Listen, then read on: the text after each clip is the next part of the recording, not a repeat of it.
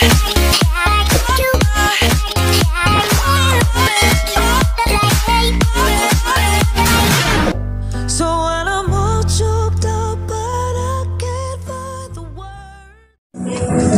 up everyone? So hello guys, welcome to my channel. So welcome this February 2023 ating mga vlog natin about tutorial. So for today's video ay pag-usapan po natin itong disbursement sa MWheeler, sa ating mga benefits sa ating SSS. So kailangan po makuha ang ating benefits sa SSS. So itong video nito ay ang pag-enroll ng ating disbursement through MWheeler. So hindi na po kailangan pumunta doon sa bangko para mag-open account ng bangko. So ito lang po natin cellphone number at saka ating complete name. Enroll po natin sa MWheeler para po sa disbursement makukuha natin doon sa MWheeler. Under po ito ng DBP, Development Bank of the Philippines. So susundin po nyo itong tutorial na ito guys. At please subscribe and like this video para hit the notification bell para update po kayo sa susunod kong i-upload na video. So without further ado, let's go! So dito na po tayo sa SSS website guys, member login.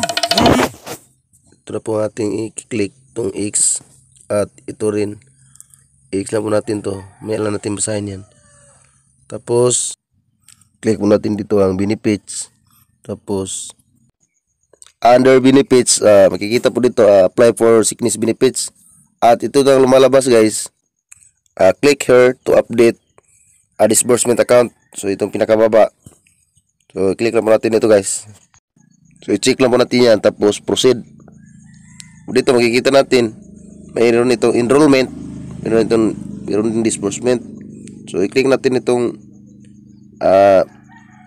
disbursement. So ito po makikita natin meron akong ano sa bank account. At balik tayo, ito naman sa enrollment, dito tayo mag-click nating e-wallet, CPO RTC. Ito e-wallet RTC CPO accounts are currently not being used by SSS for loan disbursement. So if you will file a salary calamity loan application, please enroll a bank account to crediting on your loan process. So hindi po pwede ang dito ang mga salary loan, para lang po ito sa mga benefits. Tapos dito na tayo sa baba, click natin ito. So dito po tayo sa DBP, cash padala through MWheeler. Ito po ang pangalawa, click natin ito, DBP, Development Bank of the Philippines. So pagkatapos natin maklik yan, ito na po makikita natin at basahin lang po natin yan. Pagkatapos click natin yung X sa taas. Pagkatapos ito naman sa susunod, click natin itong mobile number. So kailangan na po dito ang cellphone number at saka ito confirm lang po. So copy paste lang po natin. Yan po ating mobile number. Magkapareho lang yan. Yung active na ginagamit natin kasi doon po magsisend ng reference number. Tapos dito sa baba, click dito sa baba, dito na po na kailangan po tayo ng ID. So pindutin natin to. Tapos pupunta sa tayo sa ating gallery. Hanapin natin ang ating ID tsaka selfie. So dalawa lang po ang ating i-submit para dito sa disbursement through MWheeler. Ito lang po ang ID at saka selfie.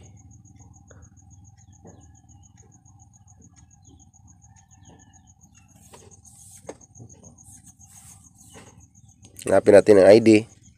Tapos ito, check natin. Tapos ito ang pangalawa, selfie photo. Tapos natin maklik, i-browse lang po natin. Tapos ang atin ang selfie, ito.